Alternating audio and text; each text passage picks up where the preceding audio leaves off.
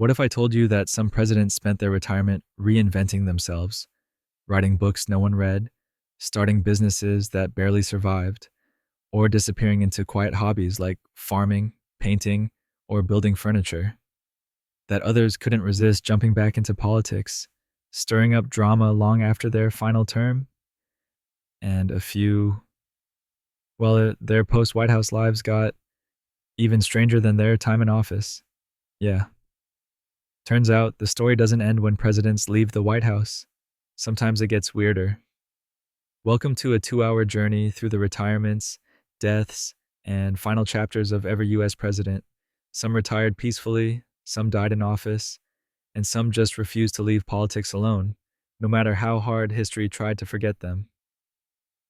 Starting with a man who could have been king, but chose to grow whiskey instead. So, let's start at the beginning, shall we? George Washington. The man who could have been king but chose not to be, which honestly makes him either the wisest person in American history or someone who really, really didn't want the job anymore. After 8 years of being president, back when that actually meant something different, when there were no parties to speak of and everyone just kind of made it up as they went along, Washington packed up his things and went home to Mount Vernon. Now, here's the thing you probably didn't learn in school. Washington, the father of our country, the man on the dollar bill, became a whiskey distiller. Not as a hobby, mind you. By 1799, his distillery was producing 11,000 gallons of whiskey a year, making it one of the largest in America. He was literally in the business of getting people drunk. The cherry tree story was a complete fabrication, but the whiskey empire? That was real. He spent his retirement doing what he'd always loved, managing his farm, riding around his property, checking on things, very hands-on. Perhaps too hands-on. In December of 1799, Washington decided to inspect his farms during a snowstorm, because apparently checking on crop rotation couldn't wait until the weather cleared. He rode for hours in freezing rain and snow, came home soaked, and being the stubborn man he was, he didn't change out of his wet clothes before dinner. 2 days later, he woke up with a severe throat infection. His doctors, and I use that term generously for the 18th century, decided the best course of action was to drain nearly half his blood, which is about as helpful as it sounds. Washington died on December 14th, 1799, at the age of 67, likely from acute epiglottitis, though the bloodletting certainly didn't help matters. The man who could have ruled America like a monarch died because he insisted on checking his fields in a snowstorm. There's something almost poetic about that.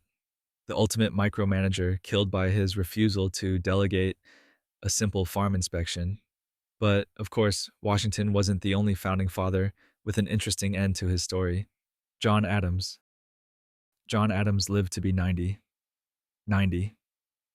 In an era when making it past 50 was considered beating the odds, the man just refused to die, probably out of sheer stubbornness, which was his most defining characteristic anyway. After losing the election of 1800 to Thomas Jefferson, and losing badly enough that it stung for years, Adams went home to Massachusetts, to Quincy specifically, and he did what any recently unemployed person does. He started writing angry letters. So many letters. Letters to friends, letters to other founding fathers, letters to newspapers. The man had opinions, and by God, everyone was going to hear them. Now here's where it gets interesting. Adams and Jefferson had been friends, then bitter political enemies, then they started writing to each other again. In 1812, after 11 years of silence, they began one of the most famous correspondences in American history. Over 14 years, they exchanged 158 letters. They argued about philosophy, politics, religion, and basically everything else two old men could argue about. Adams spent his retirement farming, badly by most accounts, and reading. The man was obsessed with books. He read constantly, annotated everything, and filled the margins with his opinions, which were never in short supply. He watched his son, John Quincy Adams, become president, which must have been both gratifying and slightly annoying. Imagine your kid getting the job you lost. On July 4th, 1826, 50 years exactly after the Declaration of Independence was adopted, John Adams lay dying. His last words were reportedly, "Thomas Jefferson survives," which would have been a beautiful sentiment about his old friend, except for one small problem. Jefferson had died earlier that same day, just hours before, down in Virginia. 2 presidents, 2 founding fathers, 2 former friends and rivals, dead on the same day, the same date as the Declaration of Independence. 50 years later. If you wrote this in fiction, editors would reject it for being too convenient. But speaking of Jefferson and that very interesting coincidence, Thomas Jefferson died on July 4th, 1826, the same day as Adams, which we just covered. But let's rewind to what he did with his retirement, because the man couldn't sit still even if you paid him. After leaving the presidency in 1809, Jefferson went home to Monticello, his beloved mountaintop estate in Virginia, which he'd designed himself because of course he had. Jefferson was the kind of person who couldn't just hire an architect. He had to be the architect, the designer, the inventor, and the client all at once. He spent his retirement tinkering with the house, adding rooms, adjusting windows, and generally making it more complicated than it needed to be. But his real obsession was founding the University of Virginia. Jefferson designed the buildings, selected the books for the library, chose the curriculum, and even picked the professors. He called it his academical village, which is such a Jefferson thing to say. The university opened in 1825, just a year before his death, and he considered it one of his greatest achievements. More than being president, more than the Louisiana Purchase. He wanted founder of the University of Virginia on his tombstone, not third president of the United States. Speaking of books, Jefferson had a library, a massive, sprawling, obsessive collection of over 6,000 books. When the British burned the Library of Congress during the War of 1812, Jefferson sold his entire personal library to Congress for $23,950. It became the foundation of the new Library of Congress. So if you've ever used that library, you're basically using Jefferson's old books. But here's the uncomfortable truth about Jefferson's retirement. He died completely broke, deeply, catastrophically in debt. Years of lavish spending, building projects, and entertaining guests at Monticello had drained him dry. He died owing roughly $107,000 in today's money would be, well, millions.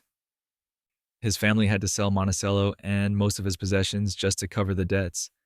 The man who bought Louisiana died unable to pay his bills. And of course, he managed to die on July 4th because Jefferson had a flair for dramatic timing. Now, some founding fathers got slightly better financial planning. James Madison, the father of the Constitution, the shortest president in American history at 5'4", spent his retirement doing what any good editor does, revising his old work. After leaving office in 1817, Madison retired to Montpelier, his tobacco plantation in Virginia, and he did something that seems almost mundane but was actually incredibly important. He spent years editing and organizing his notes from the Constitutional Convention. You know, that little meeting in 1787 where they decided how America would actually work. Madison had taken detailed notes during the entire convention, the most complete record that exists, but he didn't publish them. He kept revising them, editing them, making sure they were perfect. He was preparing them for publication after his death because he knew they'd be valuable to historians, which is either admirably thorough or obsessive-compulsive, depending on your perspective. He also did what retired Virginia plantation owners did. He struggled with money. Montpelier wasn't profitable. His stepson, Payne Todd, was a gambling addict who kept asking for money. Madison kept giving it to him because apparently even the father of the Constitution couldn't figure out how to say no to family. The debts piled up. Madison stayed engaged in public life without holding office. He advised younger politicians, wrote letters, entertained guests. Montpelier became a kind of pilgrimage site for people who wanted to talk to a living founding father, which must have been exhausting. Imagine being retired and people just showing up at your house wanting to discuss constitutional theory. He lived to be 85, making him the last living founding father, the last person who had been in that room in Philadelphia, who had debated and argued and compromised to create the Constitution. When Madison died on June 28, 1836, an entire generation died with him. The men who had created America were gone. His last words were reportedly spoken at breakfast when someone asked if he was okay. He said, "I always talk better lying down." Then he died. Which is honestly a pretty good exit line for a man who spent his life with words. But not every founding father got a peaceful ending in old age. James Monroe, the guy who gave us the Monroe Doctrine and presided over the era of good feelings, had an ending that was decidedly lacking in good feelings. After leaving the presidency in 1825, Monroe retired to his estate in Virginia, which sounds nice until you realize he was completely broke. Like Jefferson before him, Monroe had spent his entire career in public service being paid almost nothing, and unlike modern politicians, he couldn't exactly write a book deal or give speeches for $200,000 a pop. He'd sacrificed his personal finances for his country, and his country wasn't planning to pay him back. Monroe spent his retirement trying to get Congress to reimburse him for expenses he'd incurred during his decades of diplomatic service. He'd spent his own money on foreign missions, on maintaining households abroad, on everything a diplomat needed to do.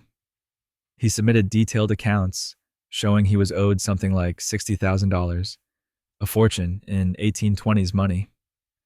Congress, in its infinite wisdom, decided to give him $30,000. Eventually. But here's the most forgotten fact about Monroe. He wrote a 500-page memoir, a massive tome about his life, his service, his career. He poured his remaining energy into justifying his presidency, explaining his decisions, cementing his legacy, and absolutely nobody published it. Publishers weren't interested. The public didn't care. Monroe died with his memoir sitting in a drawer, unpublished and unread.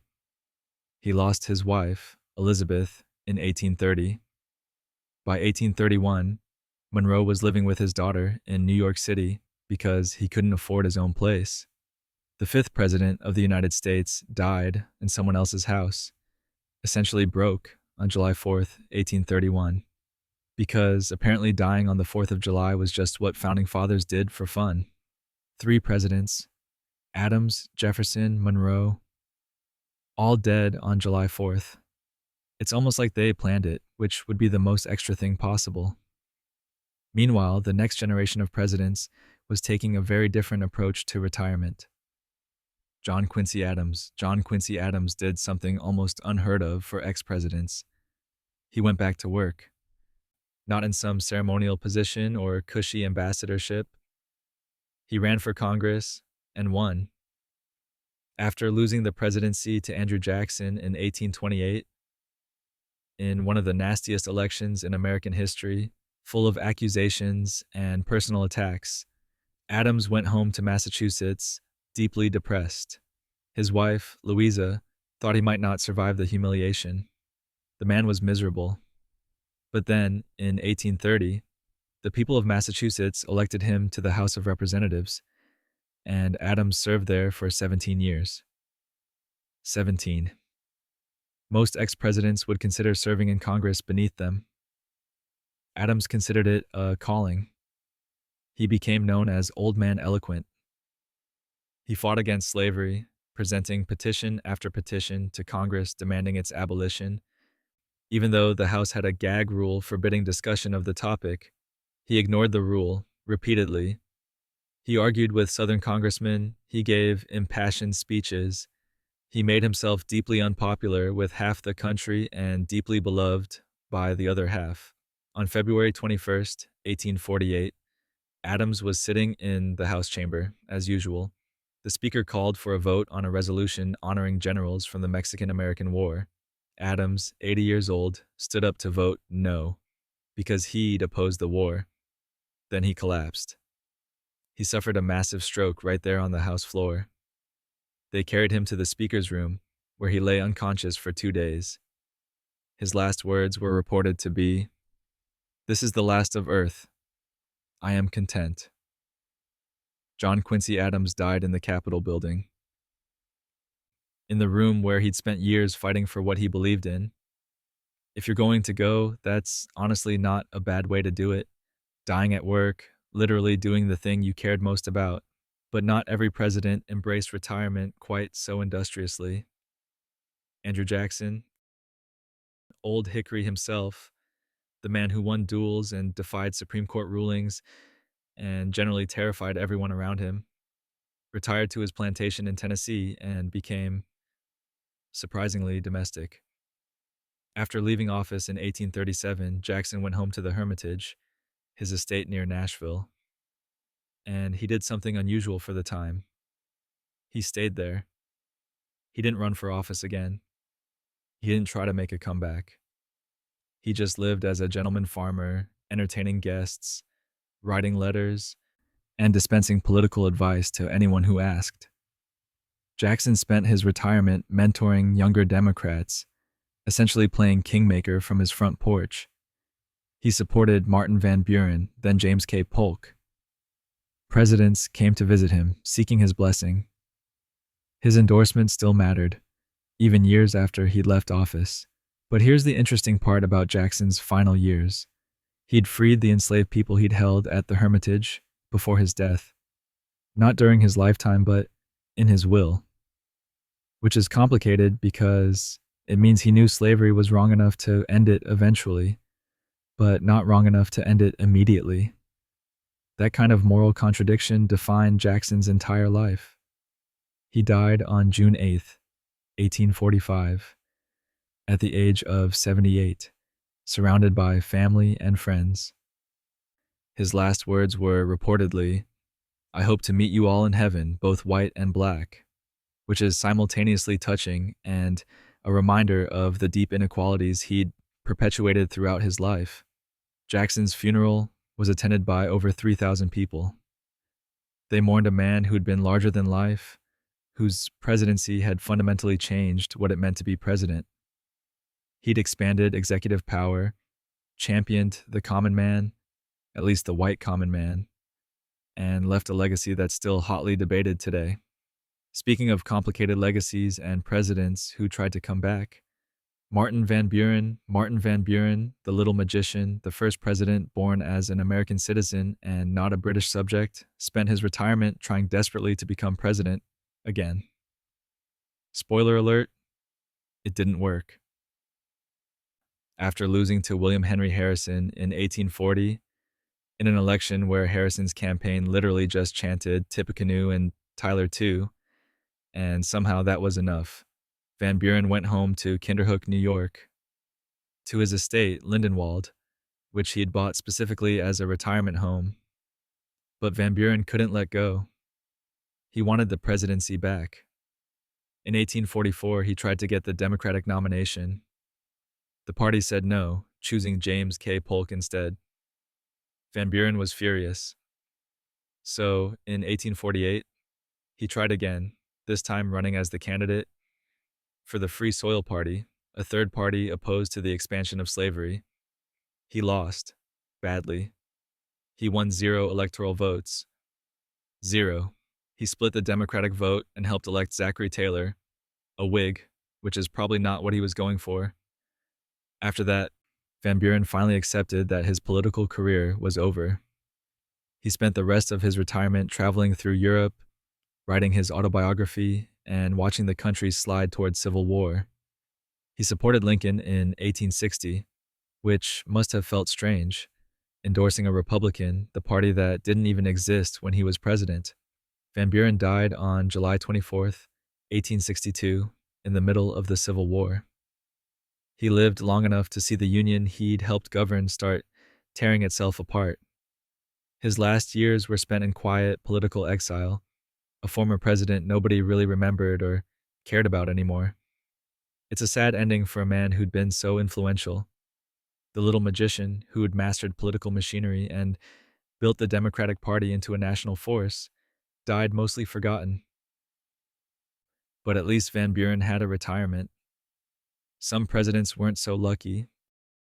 William Henry Harrison has the distinction of having the shortest presidency in American history, and by shortest, I mean he died after 1 month. 31 days, to be exact. So talking about his retirement is sort of absurd, because he never got one. Here's what happened. Harrison was 68 years old when he took office in 1841, making him the oldest president-elect at the time. And he wanted everyone to know he was still vigorous, still tough, still the military hero who'd won the Battle of Tippecanoe decades earlier. So on March 4th, 1841, Inauguration Day, Harrison decided to give a speech. Not just any speech, the longest inaugural address in American history. 8,445 words, 1 hour and 45 minutes, in the cold rain, without a coat, because apparently wearing a coat would have made him look weak. He wanted to prove he wasn't too old for the job. Instead, he proved that standing in freezing rain for 2 hours giving a speech about Roman history is a terrible idea. Harrison caught a cold. The cold turned into pneumonia, or possibly typhoid fever. Historians debate this. His doctors tried everything, which in 1841 meant bloodletting, opium, and putting leeches on him. Shockingly, this didn't help. On April 4th, 1841, exactly 1 month after taking office, William Henry Harrison died. He never got to implement any policies. He never got to do anything as president except give that one very long, very fatal speech. His last words were reportedly directed at his doctor, but meant for Vice President John Tyler. "Sir, I wish you to understand the true principles of the government. I wish them carried out. I ask nothing more." Harrison's wife, Anna, wasn't even at the White House yet when he died. She was still in Ohio, preparing to move. She became a widow before she became First Lady. There's no moral here, except maybe wear a coat. Definitely wear a coat. And speaking of Tyler, who suddenly became president, John Tyler has the unique distinction of being the first vice president to become president due to death in office, and also the only president to later side with the Confederacy. So his retirement was complicated. After finishing Harrison's term and then losing the Whig nomination in 1844, because the Whigs hated him for vetoing all their bills, Tyler retired to his plantation in Virginia. He called it Sherwood Forest because he fancied himself like Robin Hood, an outlaw, which is certainly one way to interpret your own political exile. Tyler spent his retirement farming and fathering children. The man had 15 children by 2 wives, more than any other president. His last child was born when he was 70. 70. He just kept going. But as the 1850s wore on and the nation spiraled towards civil war, Tyler came out of retirement, not to help preserve the Union, but to join the Confederacy. When Virginia seceded in 1861, Tyler supported it. He was elected to the Confederate House of Representatives. Before he could take his seat, he died on January 18th, 1862, at the age of 71 in Richmond, Virginia. He was the only president to die as an active member of a government in rebellion against the United States. The U.S. government didn't acknowledge his death. No official mourning, no presidential proclamation, nothing. As far as Washington was concerned, John Tyler had committed treason and didn't deserve recognition.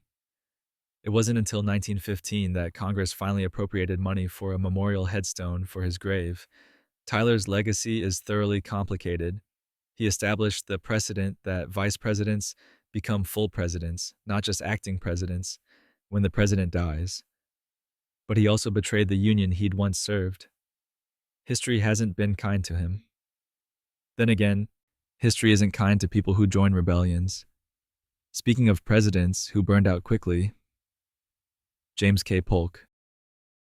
James K. Polk worked himself to death. Literally.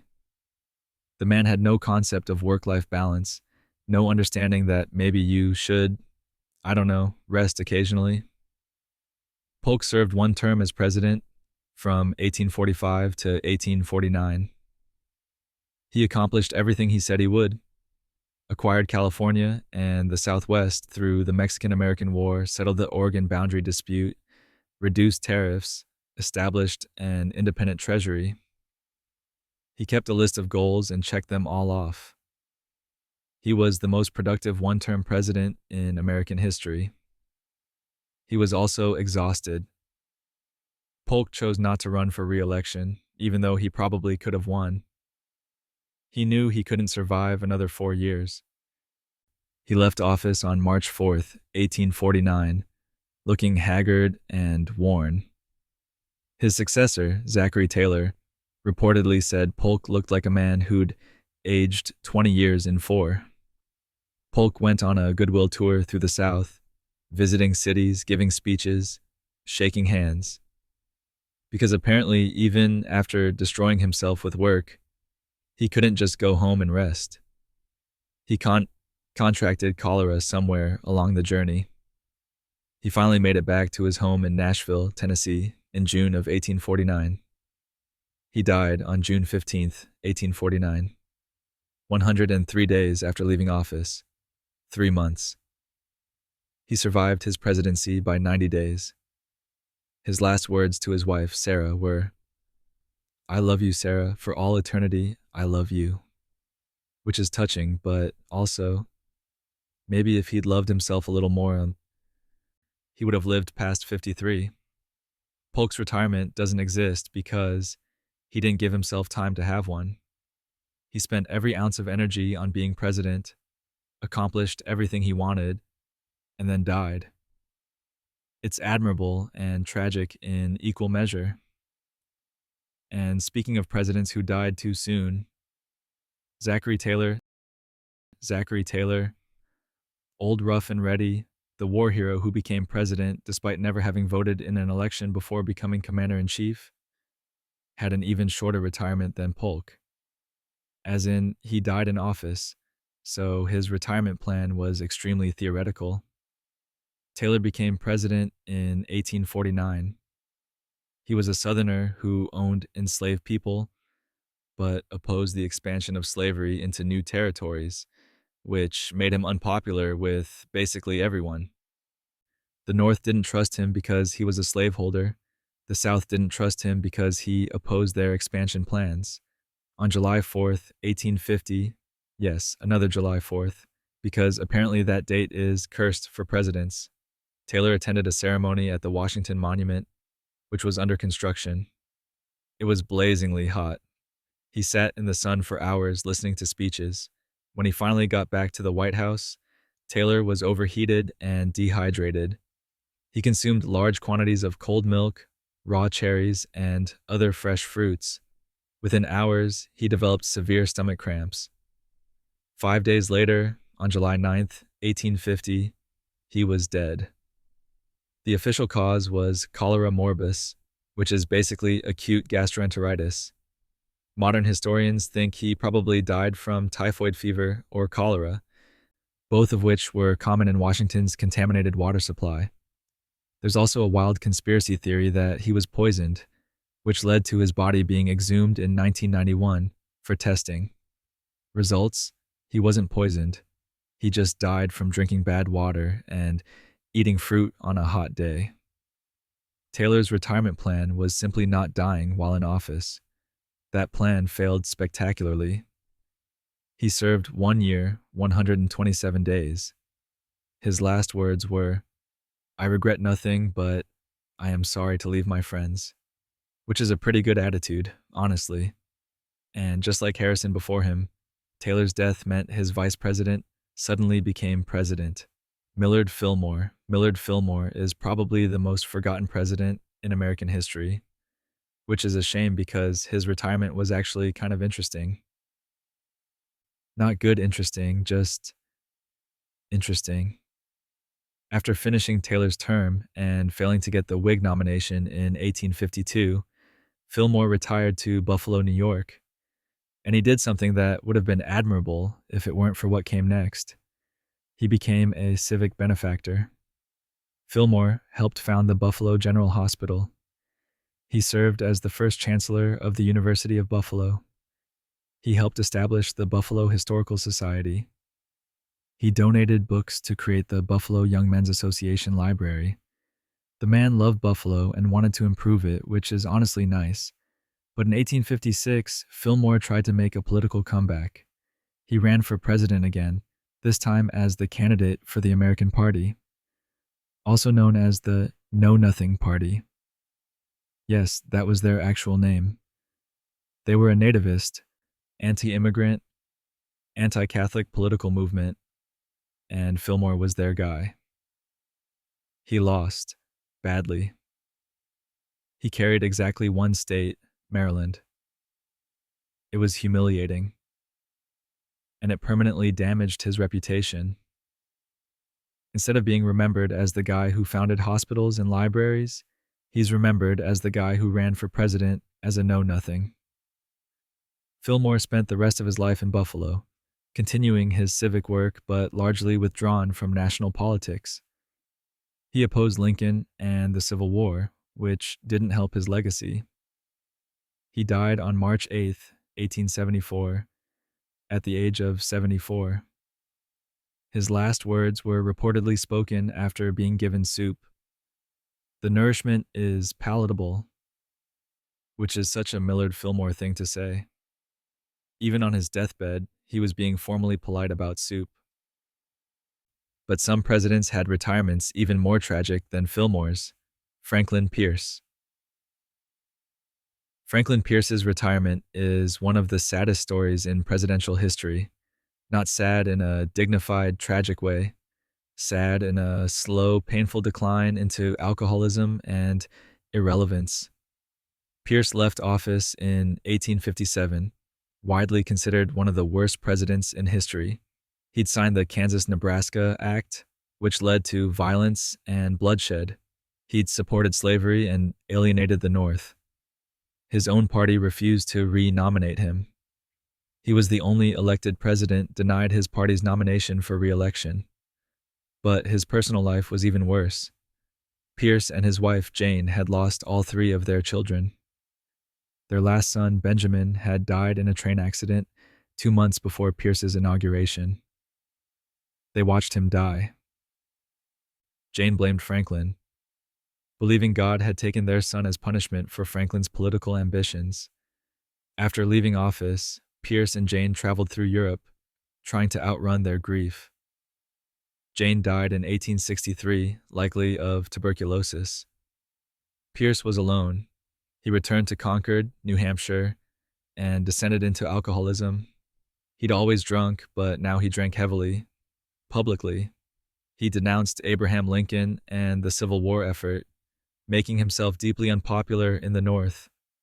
His former friends abandoned him. He became a recluse. Pierce died on October 8, 1869, at the age of 64 from cirrhosis of the liver.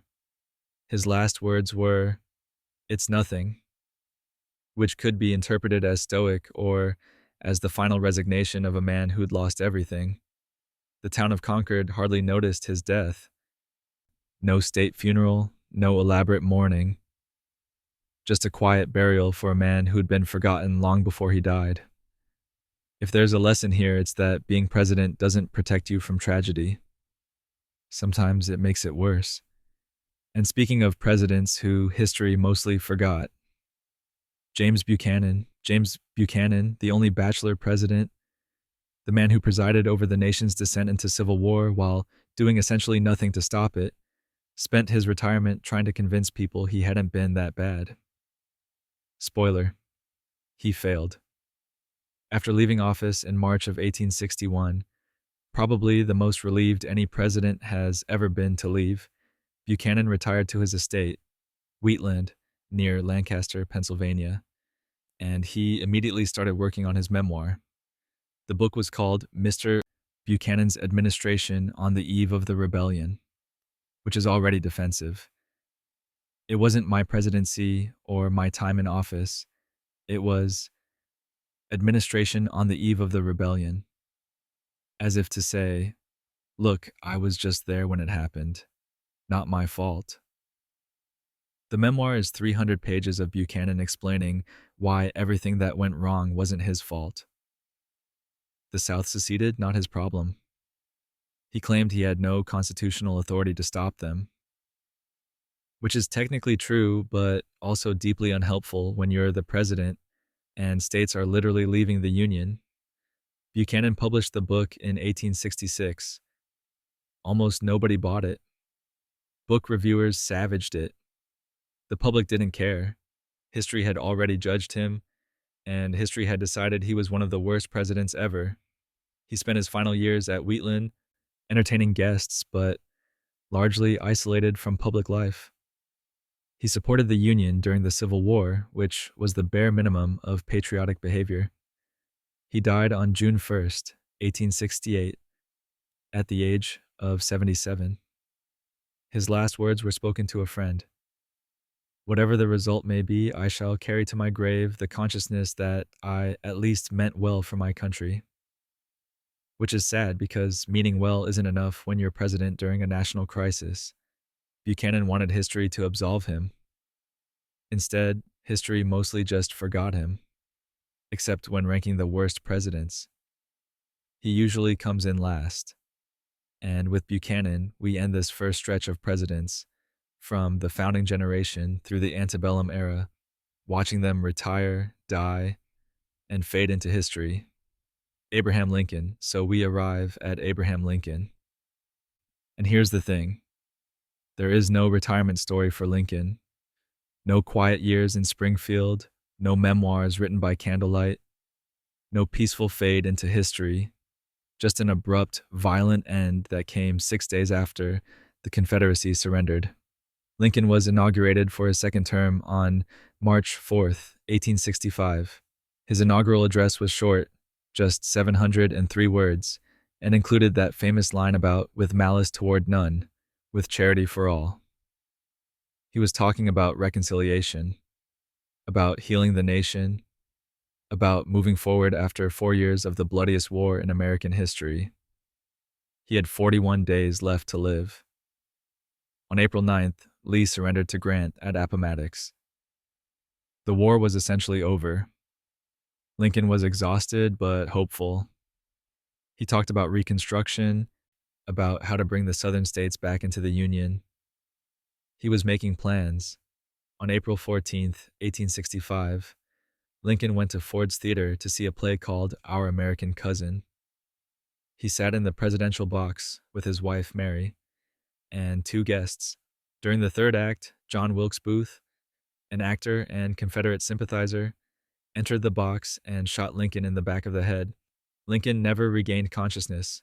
He died the next morning, April 15th, at 7:22 a.m., in a boarding house across the street from the theater. He was 56 years old. His last words are disputed. Some say he told Mary she won't think anything about it, in reference to holding her hand during the play. Others report different phrases. The truth is, after being shot, Lincoln never spoke again. Lincoln's body was taken on a 2-week funeral train tour through 7 states, eventually returning to Springfield, Illinois, where he was buried. Over 7 million people reportedly lined the train route to pay their respects. That's almost 1/4 of the entire U.S. population at the time. There's no retirement to discuss because Lincoln never got one. Just a sudden, shocking end right when peace finally seemed possible. History is full of timing that feels cosmically unfair, but this might be the worst example. And then came the man who had to follow him, Andrew Johnson. Andrew Johnson became president because Lincoln was murdered, which is possibly the worst way to get a promotion in history. After finishing Lincoln's term and barely surviving impeachment, the Senate vote was 35-19. One vote short of removing him, Johnson left Washington in 1869. He went home to Tennessee, back to Greenville, where he'd started his political career decades earlier as a tailor. And he was furious. Furious about the impeachment, furious about his treatment by Republicans, furious about everything. Johnson was not a man who let things go. So he did something unprecedented. He ran for office again. Not for president, for Senate. The very body that had tried to remove him from office. In 1872, he ran for Senate and lost. In 1874, he ran for the House of Representatives and lost. Johnson was nothing if not persistent. Or stubborn. Probably stubborn. Finally, in 1875, the Tennessee legislature elected him to the U.S. Senate. Andrew Johnson became the only former president to serve in the Senate after being president. He returned to Washington in March of 1875, walking back into the chamber where senators had nearly destroyed him 7 years earlier. You have to imagine the atmosphere. Johnson sitting there, surrounded by men who'd voted to convict him. The awkwardness must have been spectacular. He gave one speech as senator. On March 22, 1875, he spoke attacking President Grant's use of federal troops in Louisiana. It was vintage Johnson, angry, defiant, completely unwilling to move on from old grievances. That was his only Senate speech. On July 31st, 1875, just 5 months after taking his Senate seat, Johnson suffered a stroke while visiting his daughter in Tennessee. He died hours later at the age of 66. His last words were reportedly, "My right side is paralyzed. I need no doctor. I can overcome my troubles." He could not, in fact, overcome his troubles. Johnson's comeback lasted less than half a year. But at least he got his revenge. He'd proven he could return to the Senate that tried to destroy him. Speaking of complicated relationships with politics, Ulysses S. Grant. Ulysses S. Grant saved the Union, served 2 terms as president, and then lost absolutely everything in one of the most spectacular financial collapses in presidential history. After leaving office in 1877, Grant was relatively young, just 54. He and his wife Julia decided to take a world tour. For 2 years, from 1877 to 1879, they traveled through Europe, Asia, and Africa. They met Queen Victoria, the Pope, Emperor Meiji of Japan. It was basically the 19th century equivalent of an extended gap year, except Grant was broke and his friends had to fund the trip. When he returned, Grant tried to run for president again in 1880. He wanted a 3rd term, which would have been unprecedented. The Republican convention said no, choosing James Garfield instead. Grant was disappointed but not devastated. He had other plans. Those plans involved going into business with a man named Ferdinand Ward, who ran an investment firm on Wall Street. Grant put all his money into the firm. So did his son. In 1884, Ward's firm collapsed. Turns out Ward was running a Ponzi scheme. Grant lost everything. His savings, his investments, his wife's jewelry that he'd pawned to cover debts. Grant was broke, again. At 62 years old, and then he was diagnosed with throat cancer, likely caused by decades of smoking cigars. The cancer was aggressive and painful. Grant was dying, so he did the only thing he could think of to provide for his family. He wrote his memoirs. Mark Twain offered to publish them and promised Julia a generous royalty deal. Grant, in excruciating pain, wrote 1,200 pages in less than a year. He wrote while dying, literally racing against cancer. He finished the manuscript on July 19th, 1885. 4 days later, on July 23rd, he died at a cottage in upstate New York. His memoirs became a bestseller, earning his widow over $450,000, about $13 million in today's money. Grant saved his family one last time, with words instead of battles. His last words, written on a notepad because he could no longer speak, were water. And from Grant's dramatic end, we move to someone far more subdued. Rutherford B. Hayes. Rutherford B. Hayes is probably the most boring president in American history. And I mean that as a compliment, because his retirement was exactly what retirement should be: quiet, purposeful, and drama-free. Hayes served one term as president from 1877 to 1881, after winning the most controversial election in history, until 2000 anyway. He lost the popular vote but won the Electoral College by 1 vote after a congressional commission basically decided the election. The deal involved removing federal troops from the South, effectively ending Reconstruction.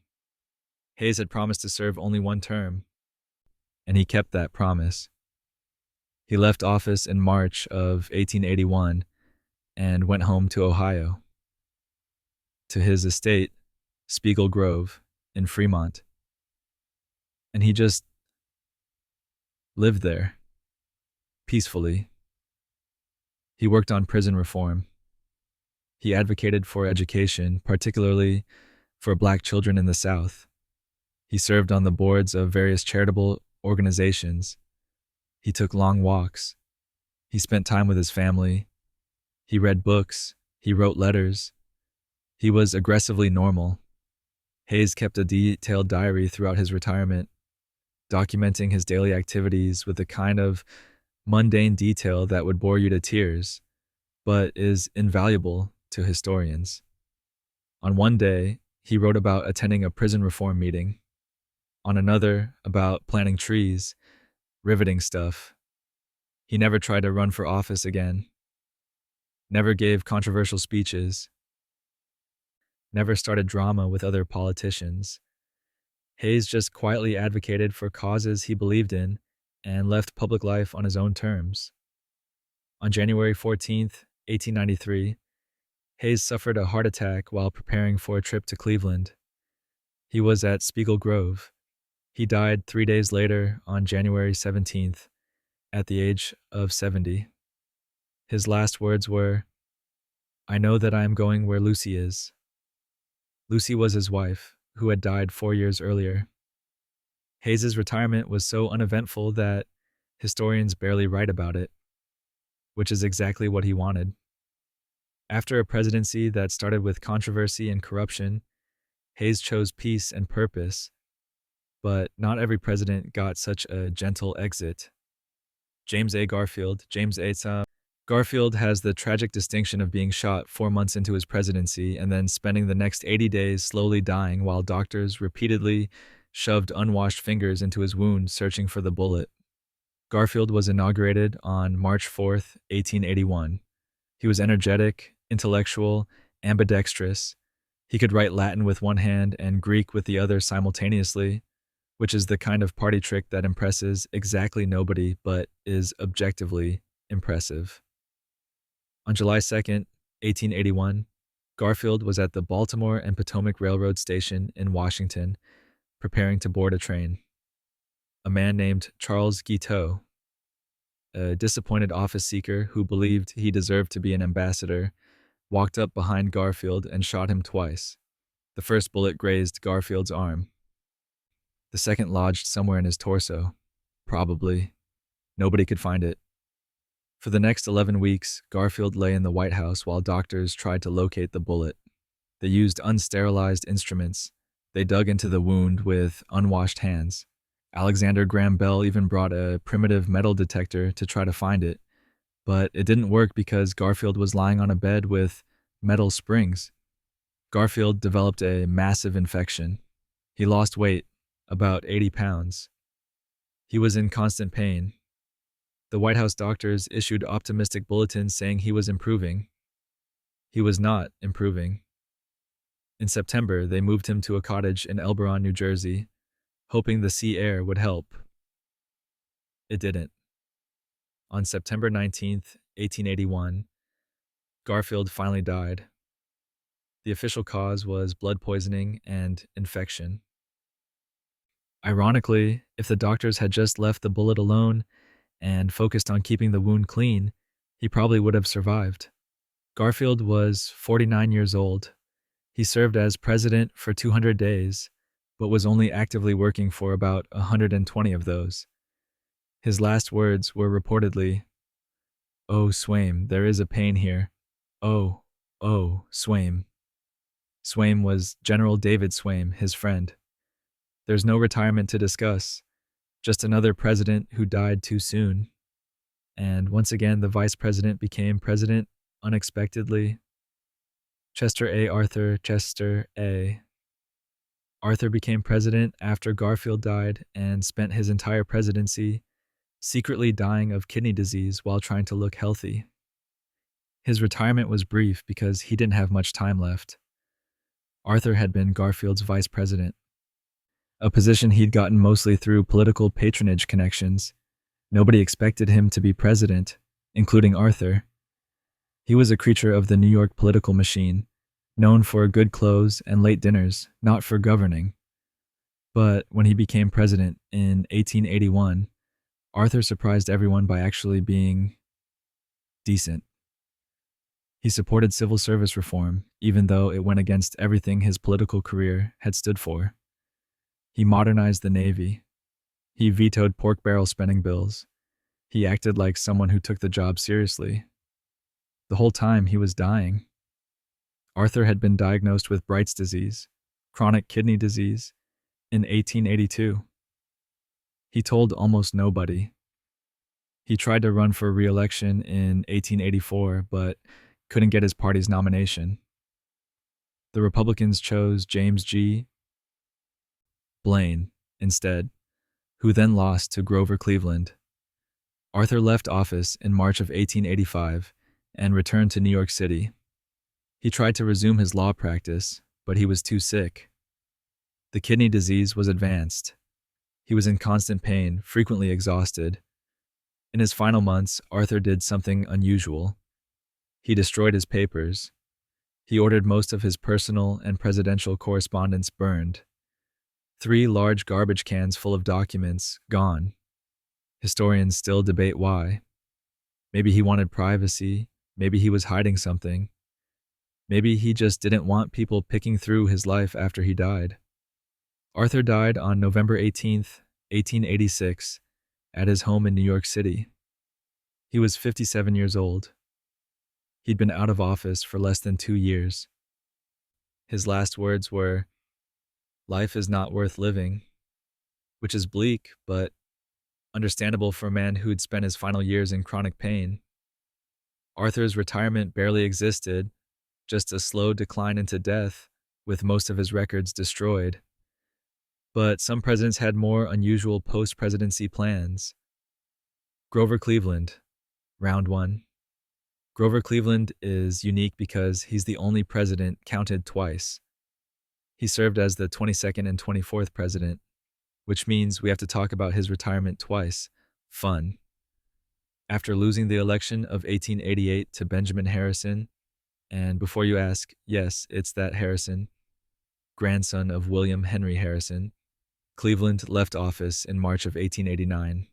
He was only 51 years old. Cleveland moved to New York City and joined a law firm. He made a lot of money, more than he'd ever made as president. The firm was called Bangs, Stetson, Tracy, and McVeigh, which sounds like a law firm that only represents railroads, and honestly, that's basically what they did. But Cleveland wasn't done with politics. He watched Benjamin Harrison's presidency with increasing frustration. Harrison supported high tariffs and increased government spending. Both things Cleveland hated. Cleveland was a believer in small government and low taxes, a Democrat who sounded more like a modern Republican on economic issues. In 1892, Cleveland decided to run again. He won the Democratic nomination and then defeated Harrison in the general election, becoming the only president to serve non-consecutive terms. So Cleveland's first retirement lasted exactly 4 years. It wasn't really retirement at all, more like a strategic pause, a presidential gap year where he made money and waited for his chance to come back. His first retirement had no ending, really, just a transition back into the job he'd left. The interesting thing about Cleveland is that he proved you could lose the presidency and get it back. It had never been done before. It hasn't been done since. Grover Cleveland looked at defeat and said, "Actually, no, I'm going back." And somehow it worked. But between his 2 terms, someone else got to be president. Benjamin Harrison. Benjamin Harrison, grandson of William Henry Harrison. Yes, the guy who died after 1 month, served 1 term as president from 1889 to 1893. Then Cleveland beat him in a rematch, and Harrison went home to Indiana. Harrison returned to Indianapolis and did what lawyers do. He practiced law. Except Harrison was a former president, so his law practice was a bit more lucrative than most. He represented the country of Venezuela in an international arbitration case. He taught constitutional law at Stanford Law School, though he never formally joined the faculty. But the most interesting thing about Harrison's retirement is that in 1896, at the age of 62, he remarried. His first wife, Caroline, had died in 1892 while he was still president. His new wife was Mary Scott Lord Dimmock, his first wife's niece, who was 25 years younger than him. His adult children were furious. They boycotted the wedding. They saw Mary as an opportunist, someone trying to get Harrison's money. Harrison married her anyway. They had a daughter together in 1897 when Harrison was 63. So Harrison spent his retirement practicing law, teaching, and dealing with family drama over his May-December marriage. He also wrote a book called This Country of Ours, which was about American government and institutions. It sold moderately well. Harrison died on March 13th, 1901, at his home in Indianapolis. He'd contracted influenza, which developed into pneumonia. He was 67 years old. His last words were, "Are the doctors here?" Then, "Doctor, my lungs." Then he died. Which is not the most poetic ending, but it's honest. Harrison's retirement was comfortable, but not particularly notable. He made money, remarried, and quietly faded from public consciousness. History mostly remembers him as the guy sandwiched between Grover Cleveland's 2 terms. Speaking of Cleveland's second act, Grover Cleveland, round 2, so Cleveland came back, served his second term from 1893 to 1897, and then retired for real this time. Except now he had to deal with the fact that his second term had been kind of a disaster. Cleveland's second presidency was marked by the Panic of 1893, a severe economic depression. Unemployment soared, banks failed, railroads went bankrupt. Cleveland's response was to maintain the gold standard and do very little else, which is a great example of how to make a depression worse. By 1897, Cleveland was done. He didn't run again. He left Washington and moved to Princeton, New Jersey. He bought a house called Westland and just lived there. No law practice this time. No return to politics. Cleveland joined the board of trustees at Princeton University. He became friends with the university's president, Woodrow Wilson, who would later become president himself. Small world. Cleveland spent his retirement fishing, hunting, and writing magazine articles. He wrote a lot about fishing because apparently he really loved fishing. He became overweight and developed health problems, heart disease, kidney disease, too many cigars, too much food, not enough exercise.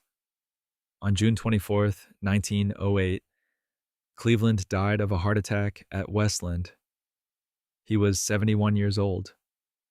His last words were reportedly, "I have tried so hard to do right," which is a bit sad because Cleveland's legacy is complicated. He was personally honest in an era of corruption, but his economic policies during his second term made the Depression worse. He tried to do right, but that doesn't mean he succeeded. Cleveland's second retirement was the opposite of his first. No ambition, no comeback plans, just a former president trying to enjoy his final years while history quietly forgot about him. But some presidents never got the chance to retire at all. William McKinley won the Spanish-American War, annexed Hawaii, and presided over a period of economic prosperity. Then he was shot by an anarchist at a public exposition and died 8 days later. So, no retirement again. McKinley was inaugurated for his second term on March 4th, 1901. He'd easily defeated William Jennings Bryan for the second time. Things were going well. The economy was strong. America had colonies now: Puerto Rico, Guam, the Philippines. McKinley was popular. On September 6, 1901, McKinley was in Buffalo, New York, attending the Pan American Exposition. He was shaking hands with visitors in a receiving line. Security was minimal because nobody really thought presidents needed heavy security. Even after Garfield was assassinated 20 years earlier, apparently the lesson hadn't sunk in. A man named Leon Czolgosz approached McKinley. Czolgosz had a gun wrapped in a handkerchief, disguised as a bandaged hand. He shot McKinley twice in the abdomen at point-blank range. McKinley was taken to a hospital on the exposition grounds. Doctors operated but couldn't find one of the bullets. They stitched him up and said he'd be fine. For a few days, it seemed like he might be. He appeared to be recovering. Then, 8 days later, gangrene set in. McKinley's wounds were infected. On September 14th, 1901, he died. His last words to his wife were reportedly, "Goodbye, goodbye, all. It's God's way. His will be done, not ours." Then he apparently began singing his favorite hymn, "Nearer, My God, to Thee," before losing consciousness. McKinley was 58 years old. He'd served as president for 4 years and 194 days. Czolgosz was executed by electric chair 45 days later. He showed no remorse. McKinley's vice president, Theodore Roosevelt, became president. Roosevelt was 42, the youngest president in American history at that point. And unlike some presidents, Roosevelt would actually get a retirement. Theodore Roosevelt became president by accident when McKinley was assassinated. He served nearly 8 years, left office in 1909 at age 50, and then proceeded to have the most extra retirement in presidential history. First, Roosevelt went on safari. Not a weekend hunting trip. A full year-long expedition through East Africa, sponsored by the Smithsonian Institution. He and his son Kermit spent March 1909 through March 1910 hunting and collecting specimens. They killed over 11,000 animals, including lions, elephants, rhinos. The Smithsonian still has some of the specimens. Then Roosevelt toured Europe, giving speeches, meeting kings and emperors, generally being Theodore Roosevelt at maximum volume. He came home in June 1910 to find that his successor, William Howard Taft, was doing things Roosevelt didn't like. So naturally, Roosevelt decided to run for president again in 1912. He tried to get the Republican nomination, but lost to Taft. So he created his own party, the Progressive Party, nicknamed the Bull Moose Party, and ran anyway. He came in second, ahead of Taft, but behind Democrat Woodrow Wilson. Roosevelt split the Republican vote and handed Wilson the presidency. After losing, Roosevelt needed a new adventure. Because of course he did. In 1913-14, he led an expedition to explore an unmapped river in the Amazon jungle. The River of Doubt, they called it. It nearly killed him. Roosevelt contracted malaria and a severe leg infection. He told his son to leave him behind to die. They refused. He survived, but never fully recovered. The expedition aged him dramatically. Roosevelt spent the rest of his life writing, giving speeches, and advocating for American entry into World War I. He wanted to lead troops in France. The government said no, probably wisely. On January 6, 1919, Roosevelt died in his sleep at his home in Sagamore Hill, New York. He was 60 years old. A blood clot had traveled to his lungs. His last words were reportedly to his wife, "Please put out the light," which is oddly gentle for a man who'd spent his life being aggressively loud. His vice president, Thomas Marshall, said, "Death had to take Roosevelt sleeping, for if he had been awake, there would have been a fight." Speaking of men who were nothing like Roosevelt, William Howard Taft never really wanted to be president. He wanted to be on the Supreme Court. So naturally, he became president first, hated it, lost re-election, and then finally got what he wanted, Chief Justice of the United States. After losing to Woodrow Wilson in 1912, thanks in part to Roosevelt splitting the Republican vote, Taft left the White House in March 1913. He was 55 years old and probably relieved. Taft became a law professor at Yale. He taught constitutional law and enjoyed it far more than being president. He wrote articles, gave lectures, lived in New Haven. He lost weight, about 70 pounds, probably because he was less stressed. But Taft's real goal was getting appointed to the Supreme Court. He'd wanted it his entire life. His wife and brothers had pushed him toward the presidency, but his heart was always in the judiciary. In 1921, Chief Justice Edward Douglas White died. President Warren Harding appointed Taft to replace him. Taft became Chief Justice on July 11, 1921. He was the first and only person to serve as both President and Chief Justice, and he loved it. Taft served for 9 years, helping modernize the court, advocating for reforms, writing opinions. He was happier as Chief Justice than he'd ever been as President. But by 1930, Taft's health was failing. He had heart disease. He was exhausted. On February 3, 1930, he resigned from the court, the first and only Chief Justice to retire. Taft died exactly 1 month later, on March 8, 1930, at his home in Washington. He was 72 years old. His last words aren't recorded, but his daughter reported that he was peaceful at the end. Finally free from obligations, finally done with a job he'd never wanted and the job he'd always loved. Taft got what most people want. He found work that made him happy and did it until he couldn't anymore. But the next president wouldn't be so fortunate. Woodrow Wilson. Woodrow Wilson won World War I, created the League of Nations, and then suffered a massive stroke that left him partially paralyzed for his final years as president. His retirement was less retirement and more prolonged medical decline. Wilson's second term ended in March 1921. By then, he'd been severely disabled for over a year. The stroke happened in October 1919, and Wilson's wife, Edith, essentially ran the presidency for the final 17 months of his term, deciding which documents he saw, which visitors he met. When Wilson left office, he and Edith moved to a house on S Street in Washington, D.C. Just a townhouse, nothing grand. Wilson was too sick to do much of anything. He could barely walk. His left side was paralyzed. His eyesight was impaired. He tried to practice law for about 2 minutes, opening a firm with his former Secretary of State Bainbridge Colby. It lasted a few months. Wilson was too sick to work. The firm closed. Wilson spent his final years sitting in his study, receiving occasional visitors, watching movies, silent films, because that's what existed. He liked comedies. He couldn't read much anymore because of his vision problems.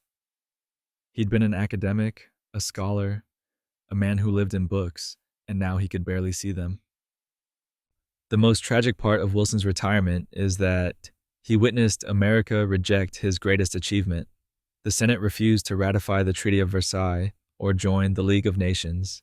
Wilson's dream of international cooperation died before he did. On February 3rd, 1924, Wilson died at his home. He was 67 years old. The stroke had damaged him permanently, but it took 5 more years to finish the job.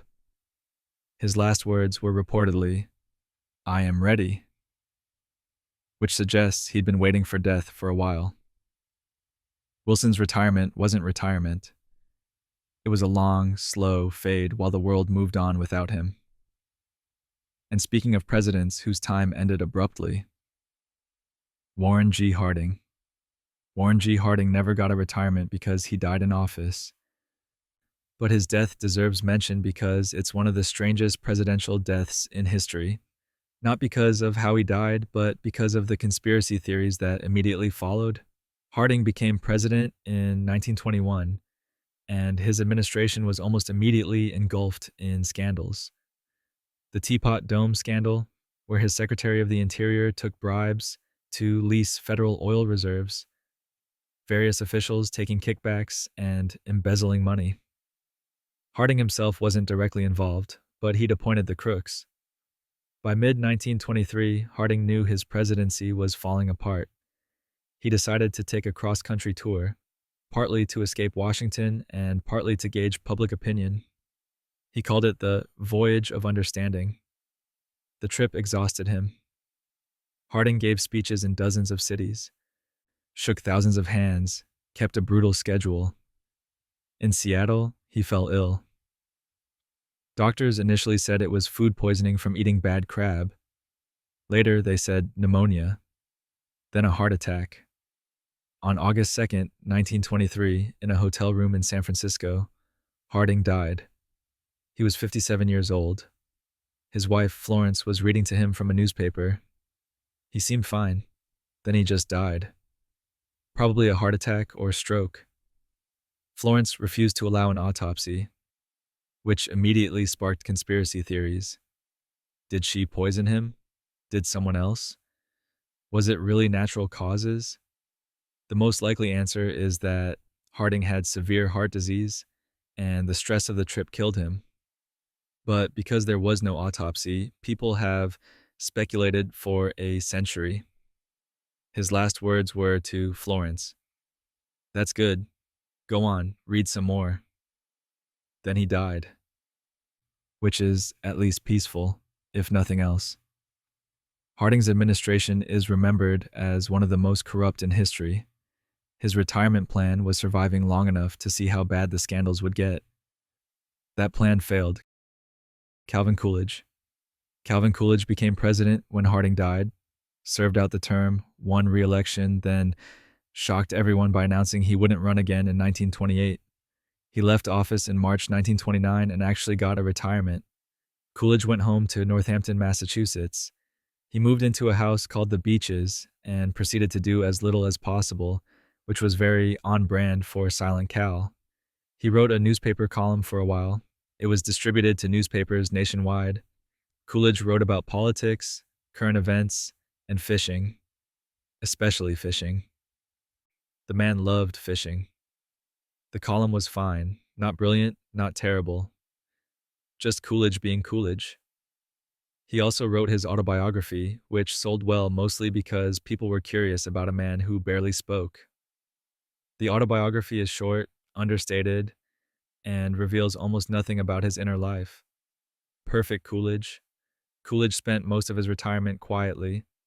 He'd walk into town, he'd sit on his porch, he'd go fishing. He avoided public life.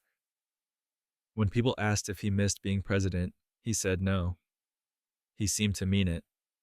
On January 5th, 1933, Coolidge died suddenly at the Beeches. He'd been shaving in the morning, came downstairs, and collapsed. Heart attack. He was 60 years old. He left a note on his desk that just said, "Too many years." Nobody's quite sure what he meant. Too many years alive? Too many years since his son died in 1924. Too many years watching the world change. Coolidge's last words were apparently just to his wife, something mundane about going upstairs. Then he died. Quick, quiet, without drama. It's exactly how Coolidge would have wanted it. No fuss, no ceremony, just a sudden end to a life spent saying as little as possible. And with that, we move beyond the earlier 20th century and toward presidents who would live to see the modern world. Herbert Hoover has the longest retirement of any president in American history. 31 years, 3 entire decades. The man who presided over the start of the Great Depression outlived almost everyone from his era and spent his retirement trying to rebuild his reputation. Hoover left office in March 1933 was deeply unpopular. The Depression had destroyed his presidency. Unemployment was at 25%. Banks were failing. People were living in shanty towns called Hoovervilles. They blamed him for everything. He was only 58 years old. Most presidents who leave office at that age find something else to do. Hoover found everything else to do. He wrote books. Lots of books. Memoirs, political treatises, analyses of American government. He was prolific. He also wrote articles for magazines and newspapers, constantly defending his presidency and explaining what he thought went wrong. But Hoover's real work was in public service. During World War II, even though he was a Republican and Franklin Roosevelt was a Democrat who had defeated him, Hoover helped coordinate food relief efforts for Europe. After the war, President Truman, another Democrat, asked Hoover to help address the post-war food crisis. Hoover organized relief operations that fed millions of people. In 1947 and again in 1953, Hoover chaired government commissions on reorganizing the executive branch. The Hoover Commissions, they were called. They recommended hundreds of changes to make government more efficient. Many of those recommendations were actually implemented. Hoover lived long enough to see his reputation partially rehabilitate. He became an elder statesman, someone both parties consulted. He attended both Republican and Democratic conventions. He was invited to state dinners at the White House. On October 20th, 1964, Hoover died in his apartment in New York City. He was 90 years old. He'd outlived Roosevelt. Truman was still alive, but wouldn't last much longer. Hoover had survived into a completely different America than the one he'd left. His last words were reportedly to his physician, "I am not afraid," which is almost poignant because Hoover had spent his entire post-presidency fighting to prove he hadn't been the failure everyone thought he was. 31 years. That's longer than many presidents lived, period. Hoover's retirement was almost as long as his entire pre-presidential career. But the man who defeated him wouldn't get anywhere near that much time. Franklin D. Roosevelt, Franklin D. Roosevelt died in office, so there's no retirement to discuss. But his death deserves mention because it happened at such a pivotal moment in history. Roosevelt was elected 4 times, the only president to serve more than 2 terms. He led America through the Great Depression and most of World War II. By 1945, he'd been president for 12 years. He was exhausted, sick, and pretending he wasn't. Roosevelt had advanced cardiovascular disease, high blood pressure, congestive heart failure. His doctors knew, his staff knew. The public didn't know. Roosevelt kept up appearances, giving speeches, meeting with world leaders, pushing through meetings even when he could barely stay awake. On April 12, 1945, Roosevelt was at his retreat in Warm Springs, Georgia. He was sitting for a portrait. The painter, Elizabeth Shumatoff, was working. Roosevelt was signing documents, chatting with cousins who were visiting. Suddenly, Roosevelt said, "I have a terrific pain in the back of my head." Then he slumped forward, unconscious. He'd suffered a massive cerebral hemorrhage. He died a few hours later at 3:35 p.m. He was 63 years old. Roosevelt never saw the end of the war. Germany surrendered less than a month later. Japan surrendered in August. He'd brought America through almost the entire conflict and died before the victory. His last words, before losing consciousness, were about the pain in his head. Not some grand statement about democracy or freedom. Just pain. Vice President Harry Truman became president without warning. Truman had barely been briefed on anything. He didn't even know about the atomic bomb project until after Roosevelt died. Imagine becoming president and immediately finding out you have a weapon that can destroy entire cities. Roosevelt's funeral train traveled from Georgia back to Washington, then to Hyde Park, New York, where he was buried. People lined the tracks, weeping. He'd been president for so long that many Americans couldn't remember anyone else in the job. There's no retirement story, just an abrupt end to a presidency that had already lasted longer than any other. And then came the man who had to follow him. Harry Truman left the presidency in January 1953 and went home to Missouri, to Independence specifically, to the same house he'd lived in before becoming president. And he just walked around.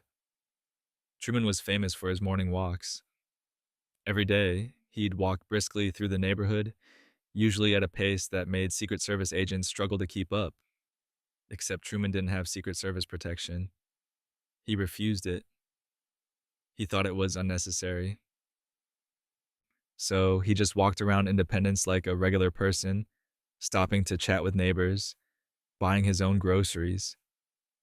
Truman spent his retirement writing his memoirs. 2 volumes, Year of Decisions, and Years of Trial and Hope. He also wrote letters. So many letters. Truman loved writing letters, especially angry ones he'd never send. He'd write furious responses to critics, seal them in envelopes, and file them away. Therapeutic, probably. Money was an issue. Former presidents didn't get pensions back then. Truman's only income was his Army pension, $112.78 per month. He was essentially broke. He had to sell some family land to pay bills. In 1958, Congress finally passed the Former President's Act, giving ex-presidents a pension. Truman got $25,000 a year. Hoover also qualified, though he donated his to charity. Truman was offered corporate board positions and speaking fees. He refused most of them, believing it would be undignified for a former president to cash in on the office, which is admirable, but also meant he struggled financially. On December 26, 1972, Truman died at a hospital in Kansas City. He'd been admitted with lung congestion that developed into organ failure. He was 88 years old. His last words were reportedly a slurred Bess, or Best, his wife's name. He was trying to say her name but couldn't form words clearly anymore. Truman's retirement was exactly what you'd expect from a man who once said, "The buck stops here." No pretense, no special treatment, just a former president being a regular citizen in his hometown. But the next president would take a very different approach to post-White House life. Dwight D. Eisenhower.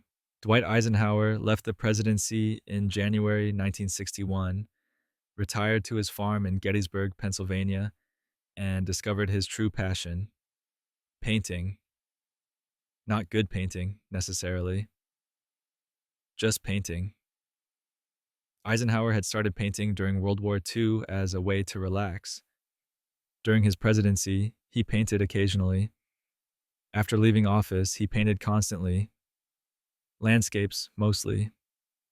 He'd set up his easel and paint scenes of his farm, of Augusta National Golf Club, of whatever struck his fancy. He was mediocre. Art critics politely said his work showed enthusiasm, which is art critics speak for, well, he tried. But Eisenhower didn't care. He painted because he enjoyed it. He gave paintings to friends. Some are in museums now, not because they're good, but because a president painted them. Eisenhower also played a lot of golf. A lot. He was a member at Augusta National, and he'd spend weeks there playing round after round. The club even had a cottage named after him, Mamie's Cabin, named for his wife. But Eisenhower's retirement wasn't all leisure. He wrote his memoirs, The White House Years, a 2-volume set that was dense and detailed. He consulted with Presidents Kennedy and Johnson, offering advice on foreign policy and military matters. Both men respected him enough to actually listen. On January 17, 1961, in his farewell address, Eisenhower warned about the military-industrial complex, the dangerous relationship between government, military, and defense contractors. It became one of the most famous presidential speeches in history, delivered on his way out the door. Eisenhower's health declined in the late 1960s. Heart problems, multiple heart attacks. On March 28, 1969, he died at Walter Reed Army Medical Center in Washington. He was 78 years old. His last words were to his son, John, "I want to go. God take me." He'd been suffering for years and was ready to die. Eisenhower's retirement was active, engaged, and surprisingly artistic. He went from commanding armies and leading nations to painting barns and playing golf. It's about as American as you can get. But some presidents never got that chance. John F. Kennedy. John F. Kennedy was assassinated on November 22, 1963, so there's no retirement to discuss. But his death fundamentally changed how we think about presidential security and, in a strange way, presidential mortality itself. Kennedy was 46 years old when he died. The youngest elected president, killed before he could even finish his first term. He was riding in an open-top convertible through Dealey Plaza in Dallas, Texas. Lee Harvey Oswald fired 3 shots from the 6th floor of the Texas School Book Depository. One shot hit Kennedy in the head. He was pronounced dead at Parkland Memorial Hospital at 1 p.m. Central Standard Time. His last words are disputed. Some witnesses say he said, "My God, I've been hit," after the first shot. Others say he said nothing. He likely lost consciousness immediately after Carter, the fatal shot. What makes Kennedy's death different from earlier presidential assassinations is the visual documentation. The Zapruder film captured the entire event on 8mm film. The world could watch the president die over and over. It became seared into the national consciousness. Kennedy's funeral was watched by millions. His 3-year-old son, John Jr., saluting his father's casket. The riderless horse, Jackie Kennedy in her black veil. The images are iconic. There's no retirement story because there was no retirement. Kennedy exists in American memory as eternally young, eternally potential, eternally what if. What if he'd lived? What would his second term have looked like? Would Vietnam have gone differently? Would civil rights? We'll never know. Kennedy was buried at Arlington National Cemetery. An eternal flame marks his grave. It's still burning over 60 years later.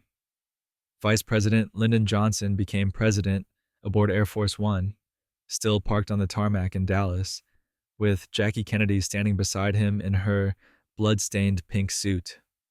Johnson didn't want to delay. He needed to establish continuity of government immediately. Kennedy never had a chance to leave the presidency on his own terms, just a sudden, violent end in Dallas.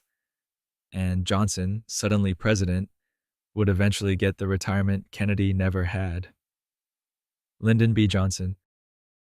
Johnson left the presidency in January 1969, exhausted and hated by half the country over Vietnam. He went back to his ranch in Texas and promptly let himself go. Johnson had been a man obsessed with power and control.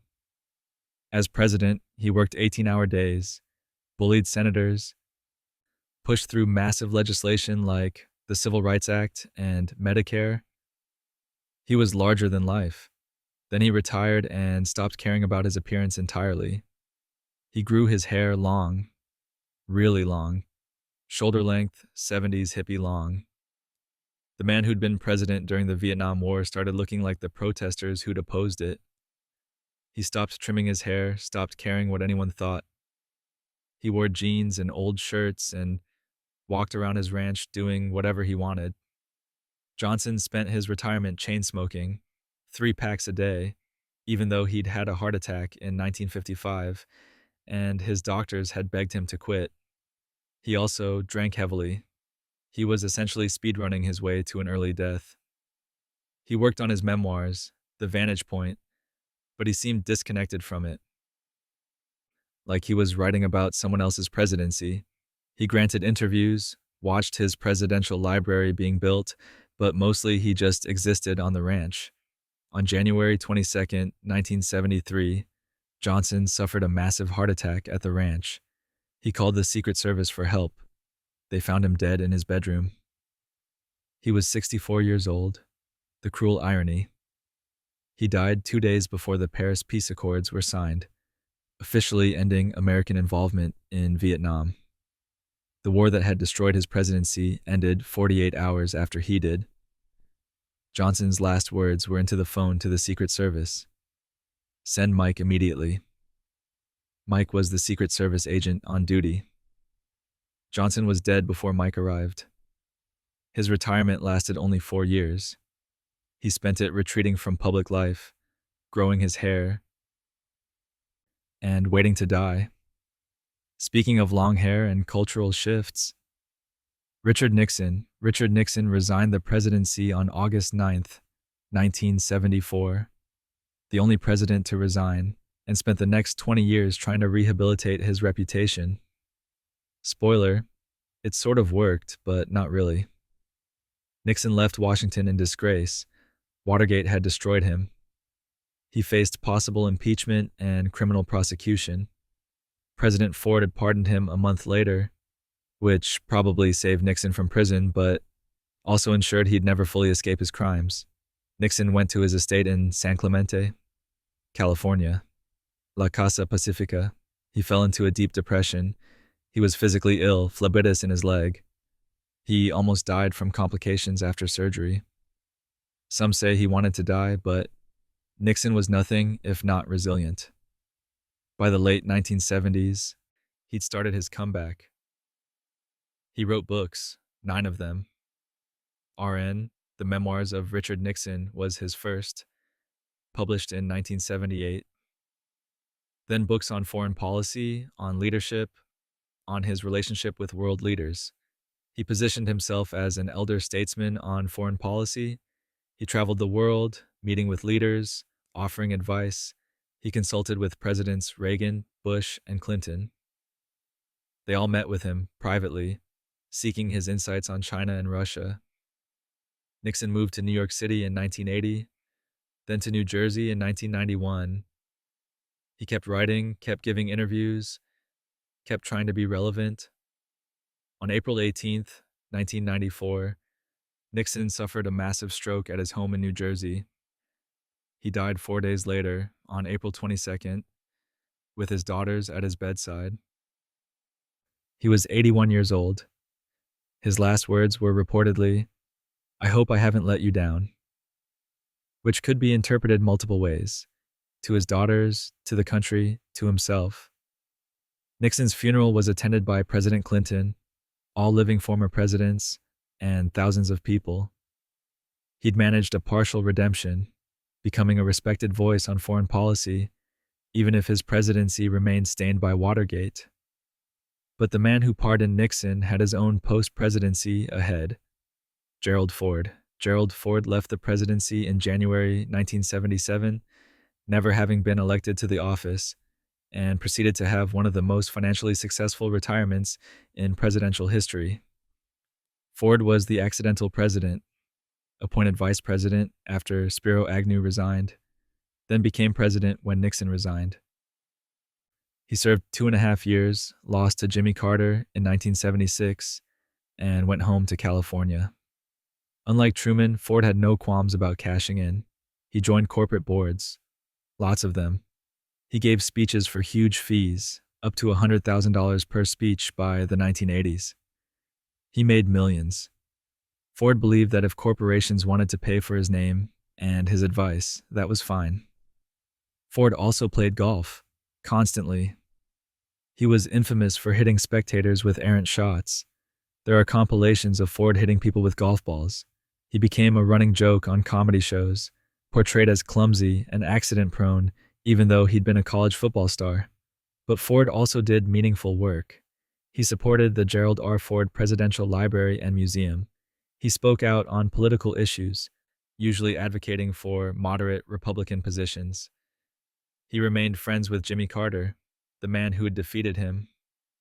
Ford lived to be 93 years old, making him the longest-lived president until Carter eventually surpassed him. On December 26, 2006, Ford died at his home in Rancho Mirage, California. His last words were to his wife, Betty, "I love you," which is about as sweet and simple as it gets. Ford's retirement lasted 29 years. He went from accidental president to wealthy elder statesman to the longest-lived president of his era. Not bad for a guy who was never supposed to be president in the first place. And speaking of Carter, Jimmy Carter. Jimmy Carter lost re-election to Ronald Reagan in 1980, left the White House deeply unpopular, and then proceeded to have what is arguably the best post-presidency in American history. Carter went home to Plains, Georgia. Population 700. He was 56 years old and basically unemployed. He and his wife Rosalind were broke. They'd put their peanut farming business in a blind trust during his presidency, and it had been mismanaged. They owed over $1 million. So Carter wrote a book, Keeping Faith, Memoirs of a President. It sold well enough to pay off the debts. Then he kept writing. He's written over 30 books now, more than any other president. Fiction, poetry, memoir, political analysis. The man can't stop writing. But Carter's real work was the Carter Center, founded in 1982. The center focused on global health, democracy promotion, and conflict resolution. Carter personally traveled to dozens of countries, observing elections, mediating conflicts, working to eradicate guinea worm disease. In 2002, Carter won the Nobel Peace Prize for his decades of humanitarian work. The Nobel Committee specifically cited his post-presidential efforts, not his presidency, which is maybe the ultimate example of a career redemption arc. Carter also became famous for Habitat for Humanity. Starting in 1984, he and Rosalind spent weeks each year building houses for low-income families. Carter, a former president, swinging a hammer in the summer heat. He continued doing it into his 90s. He taught Sunday school at Maranatha Baptist Church in Plains almost every week for decades. Anyone could show up and hear a former president discuss Bible passages. In 2023, Carter entered hospice care at home. As of this recording, he's still alive, having surpassed Ford as the longest-lived president. He's 99 years old. Carter transformed what it means to be a former president. He made it about service, not profit. But his successor took a very different path. Ronald Reagan left the presidency in January 1989 at age 77, the oldest president to leave office at that time. He went home to California and gradually disappeared into Alzheimer's disease. Reagan and his wife Nancy moved to Bel Air, Los Angeles. He set up an office in Century City. He gave a few speeches, made some public appearances, started working on his memoirs. Everything seemed fine. Then, in November 1994, Reagan wrote a letter, a handwritten letter to the American people, announcing he had Alzheimer's disease. "I now begin the journey that will lead me into the sunset of my life," he wrote. "I know that for America there will always be a bright dawn ahead." It was quintessential Reagan, optimistic, poetic, dignified, and it was goodbye. Reagan lived for another 10 years after that letter, but he was no longer really present. The Alzheimer's progressed. He stopped recognizing people. He stopped speaking. Nancy cared for him, becoming fiercely protective, limiting visits, trying to preserve whatever dignity remained. Reagan died on June 5th, 2004, at his home in Bel Air. He was 93 years old. Pneumonia, complicated by Alzheimer's. He'd been essentially gone for years by then. His last words aren't really known because he hadn't been verbal for a long time. But his daughter, Patty Davis, reported that he opened his eyes one final time, looked at Nancy, and then died. A moment of clarity at the very end, maybe. Reagan's funeral was a massive state event. His body lay in state at the Capitol. He was buried at his presidential library in California, overlooking the Pacific Ocean. His retirement was long, but ultimately tragic. A man whose strength had been communication spent his final decade unable to communicate at all. And the pattern of long retirements would continue. George H.W. Bush left the presidency in January 1993 after losing to Bill Clinton. He was 68 years old and handled the loss with remarkable grace, which isn't surprising because Bush was basically the human embodiment of gracious behavior. Bush retired to Houston and to Kennebunkport, Maine, splitting his time between Texas and New England. He wrote books, gave speeches, and most importantly, he stayed out of politics. He didn't criticize Clinton publicly. He didn't undermine his successors. He just quietly supported them when asked. But here's the most fun fact about Bush's retirement. The man became obsessed with skydiving. He'd been a Navy pilot in World War II, and he'd bailed out of a damaged plane over the Pacific when he was 20. He decided to mark milestone birthdays by jumping out of planes again. He jumped at age 75, age 80, 85, and at age 90 he made his final jump, tandem, over Kennebunkport. 90 years old, former president, jumping out of a plane. Because why not?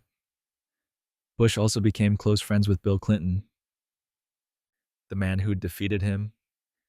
They did charity work together, traveled together, became an odd couple of sorts, two presidents from different parties who genuinely liked each other. Bush's health declined in his final years. He developed vascular Parkinsonism, which left him unable to walk. He used a wheelchair. His wife Barbara died in April 2018. Bush attended her funeral, barely able to sit up, clearly heartbroken. 7 months later, on November 30th, 2018, Bush died at his home in Houston. He was 94 years old. His last words were reportedly to his son, George W. Bush, on the phone. "I love you too." Bush's retirement lasted 25 years. He spent it jumping out of planes, making friends with his former opponents, and being the kind of elder statesman everyone could respect. Meanwhile, the man who defeated him was creating his own unique post-presidency, Bill Clinton. Bill Clinton left office in January 2001 at age 54, one of the youngest ex-presidents in modern history.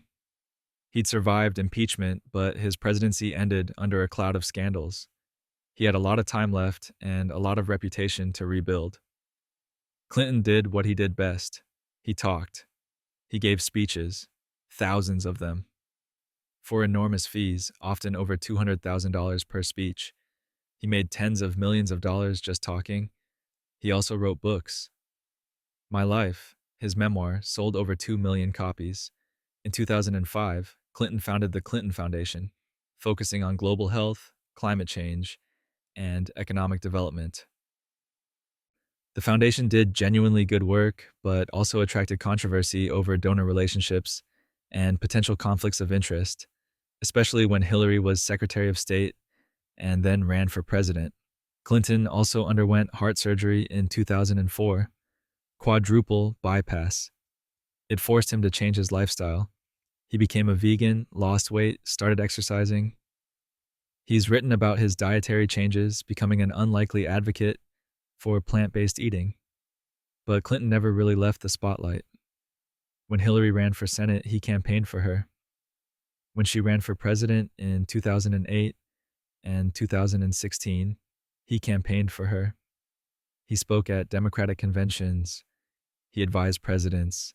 He stayed relevant. Clinton's had health scares, a second heart procedure in 2010, a urological infection in 2021. But as of now, he's still going. Still giving speeches, still involved with his foundation, still being Bill Clinton. His retirement isn't really retirement. It's more like a continuation of his political career through different means. He's created a model where ex-presidents remain active, visible, and influential, for better or worse. And his successor took yet another approach. George W. Bush. George W. Bush left office in January 2009 with some of the lowest approval ratings in modern history. The Iraq War, Hurricane Katrina, the financial crisis, his presidency ended in chaos. He went home to Texas and essentially disappeared from public life. Bush moved to Dallas. He bought a house in a quiet neighborhood, and he started painting. Not occasionally, obsessively. He took lessons. He painted every day. He got pretty good. His subjects were interesting. He painted portraits of world leaders he'd known. Then he painted portraits of wounded veterans, soldiers who'd been injured in the wars he'd sent them to fight. He published books of his paintings. The veteran portraits are genuinely moving, whatever you think of Bush's presidency. Bush also spent time at his ranch in Crawford, Texas, the Western White House, during his presidency.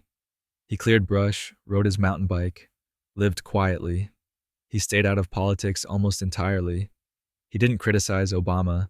He barely commented on current events. He built his presidential library at Southern Methodist University in Dallas. It opened in 2013. He attends events there occasionally, but generally keeps a low profile. Bush has said he's content in retirement. He seems to genuinely be. He reads, he paints, he spends time with his family. He doesn't seem to miss the presidency at all. He's made a few public appearances. Most notably, his friendship with Michelle Obama became a wholesome internet moment when they were caught passing candy to each other at events. An unlikely friendship between an anti-war Democrat's wife and the president who started 2 wars. Bush is now 78. His retirement has been long, quiet, and remarkably uncontroversial. After 8 years of nonstop controversy, he seems to prefer being boring. And speaking of staying engaged with politics, Barack Obama left office in January 2017 at age 55. Young for an ex-president. And unlike Bush, Obama didn't disappear. He stepped back but stayed visible, creating a new model of how former presidents can remain influential.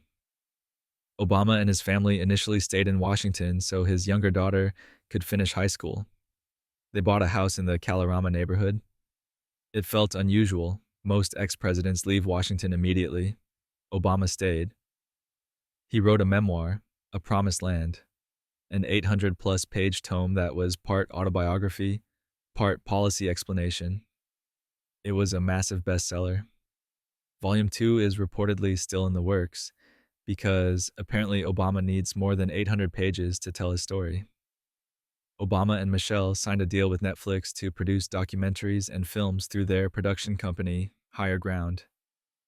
They made several successful projects. Obama also started a podcast, interviewing celebrities and politicians. He remained very much in the public eye. He campaigned for Democratic candidates in 2018, 2020, and 2022. He spoke at conventions. He raised money. He advised President Biden. Obama hasn't formally led the party, but he's clearly still influential. Obama also focused on his presidential foundation and library in Chicago. Construction has been delayed multiple times, but it's moving forward. There's been some criticism that Obama hasn't fully stepped back, that he's too present, too willing to comment on his successor's presidencies. but he's also been more restrained than he could be. He's created a middle path, engaged but not dominating. Obama is currently 63. His retirement is barely a decade old. He's young enough that he'll be a presence in American politics for decades to come. Whether that's good or bad depends on your politics. But his successor created an entirely different kind of post-presidency. Donald Trump. Donald Trump left office on January 20th, 2021. Except he didn't really leave. Not psychologically, not practically. He's created a post-presidency unlike any other. One where he's refused to accept that it's over. Trump moved to Mar-a-Lago, his private club in Florida. He turned it into a pseudo-White House, holding court, meeting with supporters, plotting his return. He gave speeches, he held rallies. He never stopped campaigning. He launched his own social media platform, Truth Social, after being banned from Twitter and Facebook. He posted constantly, relitigating the 2020 election, attacking opponents, staying in the news cycle. Trump was impeached for a second time right before leaving office for his role in the January 6th Capitol riot. The Senate acquitted him again. He became the first president impeached twice. He was indicted multiple times. Federal charges for mishandling classified documents, state charges in Georgia for trying to overturn the election, state charges in New York for business fraud, federal charges for his role in January 6th. Trump became the first former president criminally indicted, then the first former president convicted of crimes, 34 felony counts in the New York case, and through it all, Trump announced he was running for president again in 2024. He won the Republican nomination and won the presidency again, becoming only the second president to serve non-consecutive terms after Grover Cleveland. Trump's retirement wasn't retirement. It was a 4-year campaign. He golfed a lot, yes. He lived at Mar-a-Lago. But he never stopped being a candidate. He never accepted being a former president. His post-presidency rewrote the rules because Trump doesn't follow rules. He created a model where ex-presidents stay in the arena, fighting, campaigning, refusing to fade away. Love him or hate him, Trump's approach is historically unprecedented. And now he's president again, which means his retirement is over. But there's one more president to discuss. Joe Biden. Joe Biden is still serving as president as of this recording in 2025. So talking about his retirement is speculative, but we can talk about what likely comes next. Biden will be 82 when his term ends in January 2025, making him the oldest president to leave office. He's already said he won't run again. His retirement is coming, whether he's ready or not. Biden has spent his entire adult life in politics. He was first elected to the Senate in 1972 when he was 29 years old. He served 36 years in the Senate, then 8 years as vice president, then 4 years as president. That's nearly 50 years in Washington. So what does someone do after 50 years in politics? Biden will probably write a memoir. Presidents always do. He'll likely speak at events, campaign for Democratic candidates, stay somewhat engaged with politics. But at 82, the pace will be slower. Biden has talked about spending more time in Delaware, where he's always gone on weekends, going to his home in Wilmington, being near family. His life has been marked by personal tragedy, losing his first wife and daughter in 1972, losing his son Beau to cancer in 2015. Family has always been his anchor. He'll probably establish a Biden Center or foundation like most modern presidents. He'll focus on whatever causes matter most to him. Cancer research, maybe, given his son's death. Foreign policy, given his decades on the Senate Foreign Relations Committee. But honestly, Biden's retirement will likely be quieter than recent presidents. He doesn't have Obama's youth or Clinton's energy. He won't paint like Bush. He'll probably just rest of finally. His last words as president, whenever that moment comes. will probably be something about democracy or unity or the soul of America. Biden loves those themes. He'll mean it sincerely. And with that, we've covered all 46 presidents, from Washington to Biden, from 1789 to 2025. Some retired peacefully, some died in office, some never stopped fighting. All of them eventually had to let go of power, and that's where we'll pause for now. There you have it. 46 presidents, 236 years of American history. Some lived into their 90s, some barely made it past their inauguration speech. Some built libraries and taught Sunday school.